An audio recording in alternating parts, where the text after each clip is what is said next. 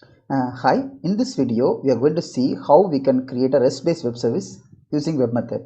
So for this demo we are going to see the demo in web methods 10.5 version. So I'm going to create a web service. So before we create a web service, REST-based web service, I'm going to create a flow service. That's a flow service I'm going to call finally from my REST-based web service. So first what you're going to do in the first step, I'm going to create a flow service for some functionality. So I'll just create a flow service in my package. So this is my package. Under the services folder I'm going to create some service called I'm going to create a flow service. I'll create like get members. Okay, so this service is going to help to get the members from the backend system.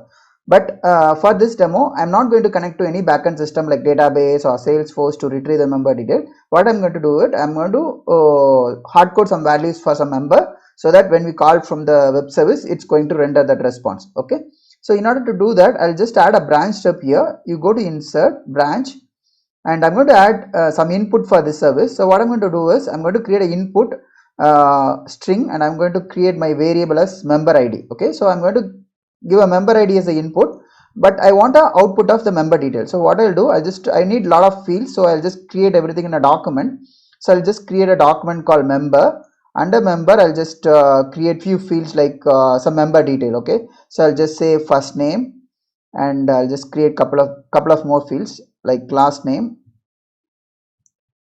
and I'll just create a member email, right? So I'll just create email address, and I'll just keep the same member ID also in this particular document as well. Okay, so now if anybody calls my service, they have to pass member ID as an input. So as part of the service output, they will get the member detail. Okay, so for example, if you're giving a member ID is 1, and they'll get the member detail for the member ID 1. So if they pass member ID 2, then they'll get the member ID member details for member ID 2.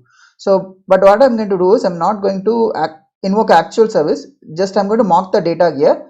But actual real-time implementation, you will actually call the backend service to retrieve the data. Okay, so for here I'm going to just mock the data. I'll just copy this member ID, and I'm going to branch this member ID. I'll just give it in a switch case so that it will work as a switch case. Member ID, branch on member ID. I'll just give some map step like member ID. I'll say it's 1.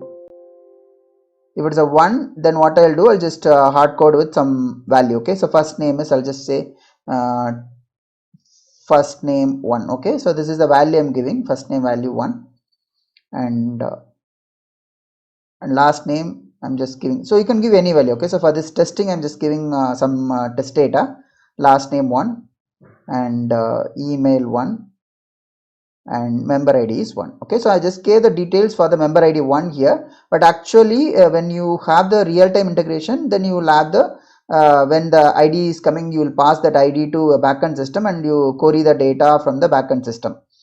So here I'm going to copy the same map step and I'm going to paste it here, copy, and then I'm going to paste it, and the label I'm going to change to 2, and the value also in the document I'm going to change this to first name value. This is the first name value for the member ID 2. Similarly, I'll just change that to last name value for member ID 2, and email address for member ID 2,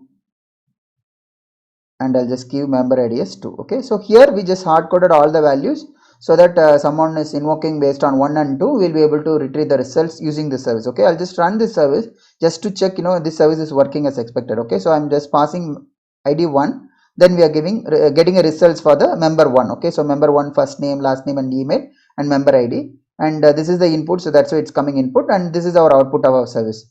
So I'll just run it again, and I give 2, so that it will go to the second label, and then it will give the result for 2. So if you see the result, it's giving a value for the second, right? So it's giving the details for member ID 2.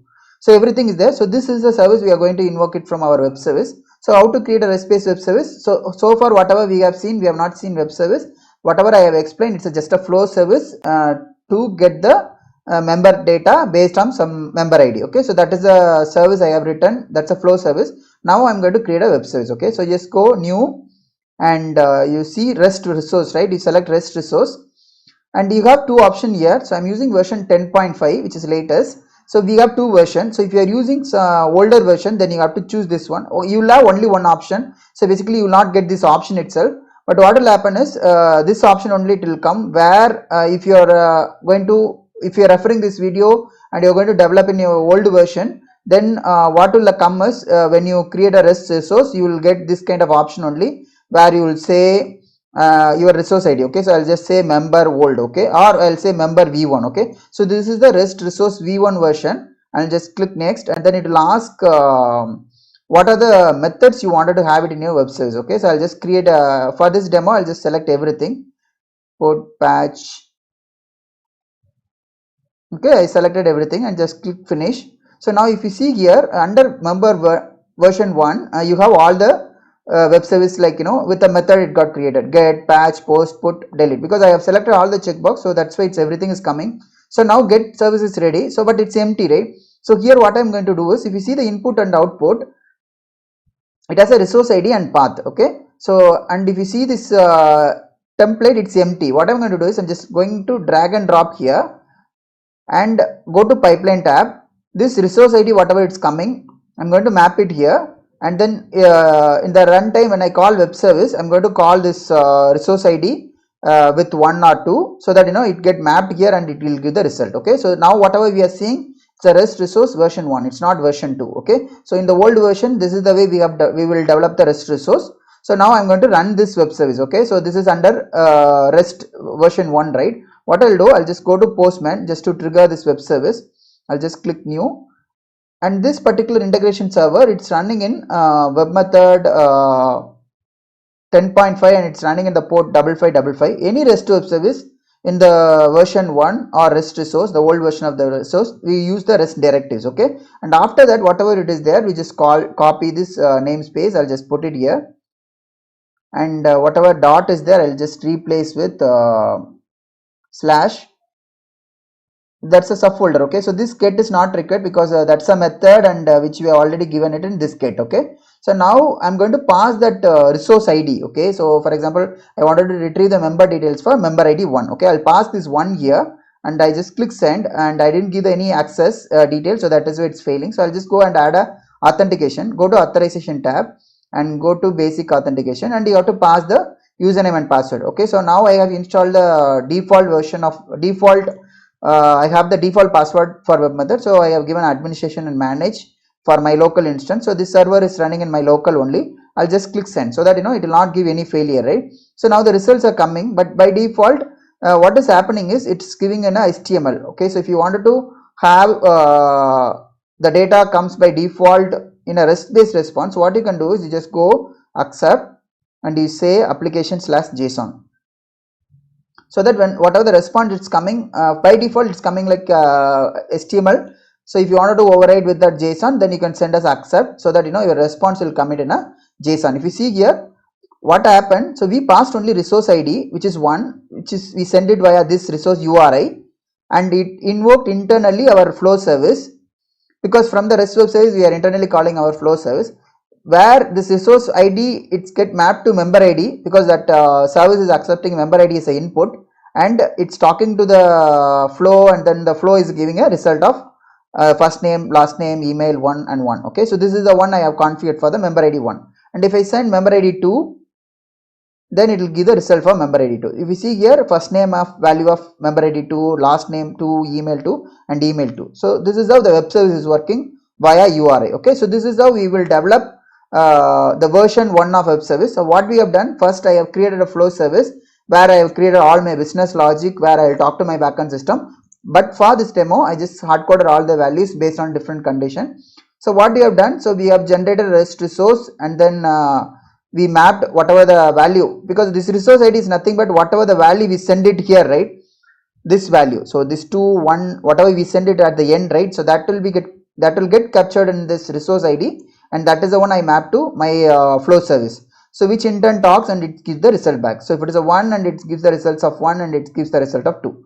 So in the actual flow, you will call some Salesforce or Siebel or any CRM to get the member information. So only thing is the backend, you might call some JDBC adapter to retrieve the data from the table, or you might call some backend other Salesforce web service to retrieve the information, all those stuff.